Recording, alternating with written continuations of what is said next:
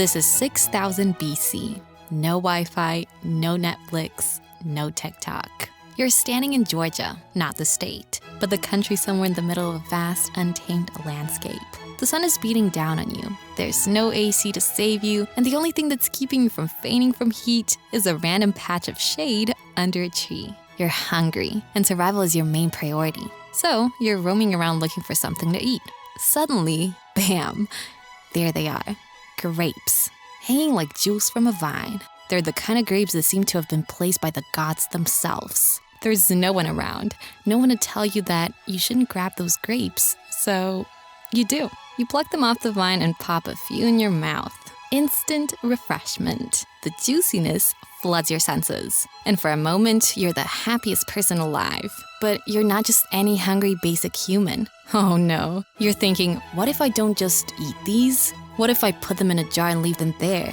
I mean, what's the worst that could happen? So you do just that. You toss the grapes in a jar, forget about them, and go about your day. Days pass. You come back to check your jar and boom. What's this? It's not just grape juice anymore. It's something else entirely. Something bubbly. You take a sip and whoa, it's sour. It's bitter and it gives you this warm, fuzzy feeling.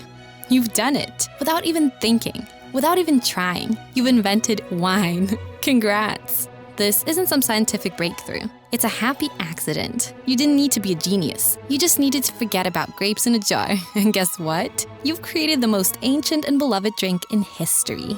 Fast forward a bit and someone decides to get clever. Instead of just eating the grapes, they're tossed into a big egg-shaped clay jar, sealed up, and buried underground. Why? Who knows? Maybe it was an accident. Maybe someone got bored. But weeks later, boom. Wine. That jar, later called a qvevri, became the secret weapon of ancient Georgians, turning juice into liquid gold. Survival just got a lot more interesting. So you've accidentally invented wine? Great. But this little discovery is about to take over the world. Fast forward to ancient Greece. You're in the middle of a city-state where sandals slap against cobblestones, togas swirl like fashion statements, and everyone's got an opinion on literally everything. Philosophy? Check. Gossip about the gods? Double check. And wine? Oh, wine is the star of the show. It's flowing faster than a drama-filled myth. Wine isn't just a drink. It's the life of the party. Whether you're rich, broke, or somewhere in between, a cup of fermented grape juice is your golden ticket to good vibes. People are sipping, spilling, and debating over it like it's a competitive sport. And then in walks Dionysus, the god of wine. Madness and hold my goblet moments. While Zeus is busy acting like a boss throwing lightning bolts, Dionysus rolls up with an ivy crown and says, "Party starts now." No need for a DJ. He is the DJ. Suddenly it's not just a city. It's a full-on festival. Dancing, singing, and probably someone attempting to explain why the moon might be cheese. Again, it's chaos, but the fun kind. But hey, it wasn't all about chugging wine and bad dance moves. Enter the symposium, basically a classy drinking party where Greeks would sip and talk big ideas. It's like ancient TED Talks, but with unlimited wine refills. Philosophers debated, poets performed, and someone inevitably said, "Bro, what if the gods are just really buff versions of us?" By the end of the night, whether you were solving life's mysteries or just figuring out how not to trip in your toga, one thing was clear. Wine brought people together. And then the Romans showed up, saw the wine-fueled chaos, and said, "All right, Greeks, cool story. Now watch us take this to the next level." Romans. Wine becomes a status symbol. We're not kidding. Now we are in ancient Rome. You step into the bustling streets of Rome, and it's a whole different vibe. The air smells like roasted meats, freshly baked bread, and yep, you guessed it, wine. Everywhere you look, people are either walking around in togas or sitting around discussing philosophy like they're the smartest people on the planet. It's the Roman version of a university campus, but with more gladiators and less homework. The Roman Forum is packed with people talking about politics, soldiers flexing their muscles, and of course, wine everywhere. Wine isn't just a drink here. It's the lifestyle. It's like the Romans looked at the Greeks sipping wine in their togas and thought, yeah, we can do that, but let's make it even bigger. Let's make wine an event. Wine is flowing at every party, every feast, every victory parade. You're not just having a glass. Oh no, you're having gallons. The Romans didn't mess around. Think of it like this. You show up at a party with a basic bottle of wine, and it's like arriving at a red carpet event wearing flip-flops. But show up with something fancy, and suddenly, you're the life of the party. People are like, oh, he brought the good stuff. You're not just drinking, you're making a statement. It's like flexing your friends with the most expensive bottle of wine you could find at the store, but on a much bigger scale. But here's the twist. Not everyone gets to enjoy the good wine.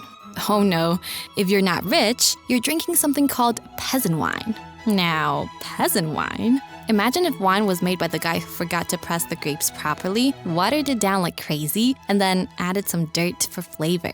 That's what we're talking about here. It's so bad, even the Romans would say, yeah, let's just leave that for the peasants. So while the rich are sipping fine, aged wine and probably getting tipsy and doing cartwheels, which, let's be honest, had to be hilarious, the rest are stuck with whatever they can afford, which is just not the same thing. In Roman society, wine wasn't just about getting a little tipsy. It was about class. The better the wine, the better the reputation. It's like Instagram, but instead of posting pictures of food, you were posting your wine glass with a caption, #living the life, #Bacchus vibes. So after the Romans turned wine into a status symbol, the whole wine scene kind of took a nosedive when the empire fell apart. But don't worry, wine wasn't going anywhere. It was about to get a major glow-up, courtesy of some unexpected heroes. The monks. The Middle Ages. Monks turned wine into an art form. Now you've made it to the Middle Ages. Europe's cold, dark, and a bit dreary.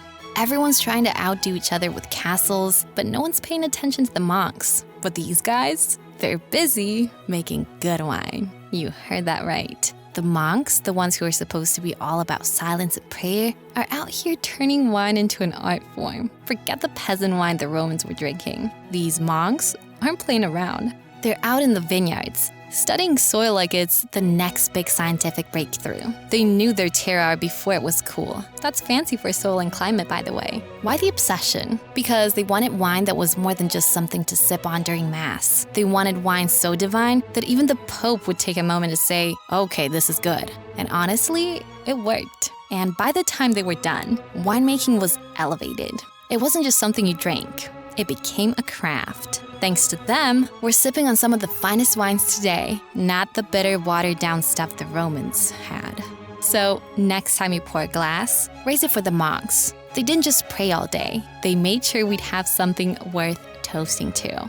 Monks in regions like Burgundy in France, parts of Italy, and Germany were basically the OG wine influencers. They were out there growing grapes, keeping meticulous records, and turning winemaking into the next big thing way before Instagram was even a twinkle in anyone's eye. Their record keeping was so detailed, it's like they were the wine librarians of the Middle Ages, ensuring future generations didn't forget how to make the good stuff. After the monks perfected their wine game, the Renaissance came along. And let's just say it wasn't about praying over wine anymore.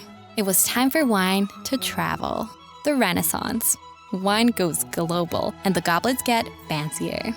The Renaissance. The world's changing fast. And guess what? Wine's along for the ride. It's no longer the exclusive drink of the rich and powerful. Suddenly, everyone wants a sip.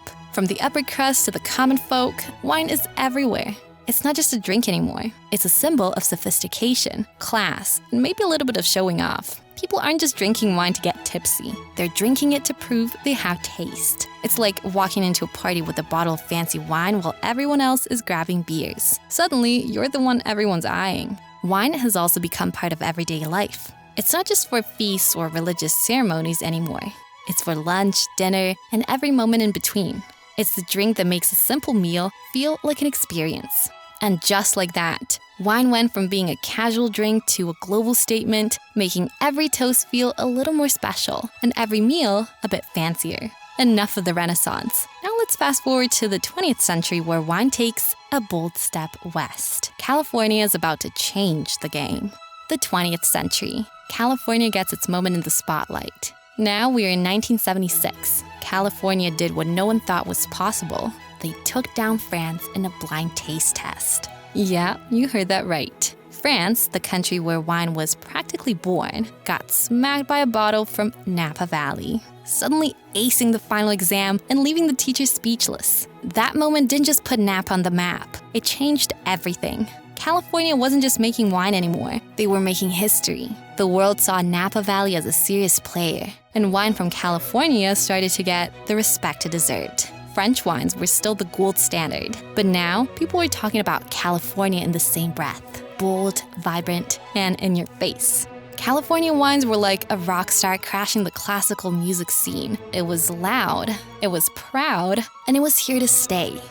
Wine today, from virtual tastings to weird wine trends. And here we are in the 21st century, where wine has evolved yet again. Just when you thought it couldn't get any crazier, we zoom into today. California has done its thing, and now everyone's trying to get in on the action. Wine has officially crossed the line from just a drink to a full-on lifestyle. People are snapping pics of their wine glasses like they're some kind of rare artifact because, let's face it, who doesn't love a good wine shot on Instagram?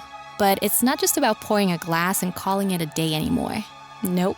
Wine has become an experience. From virtual tastings because who wants to leave the couch, to vineyard tours that make you feel like you're living in a wine commercial, people are treating wine like a mini vacation. Oh, and forget about just wine. We've got options for every taste. Natural, organic, low sugar, vegan, gluten-free. What's next? Wine that pairs with your mood? California may have kicked things off, but today's wine culture is a wild ride. Grab your glass because the wine world is just getting started. And that's a wrap on the history of wine. Whether we covered it all or missed a few vintage moments, who knows? But one thing's for sure, it's far from over. Cheers from Explainer Girl, and I'll catch you doozies in the next one.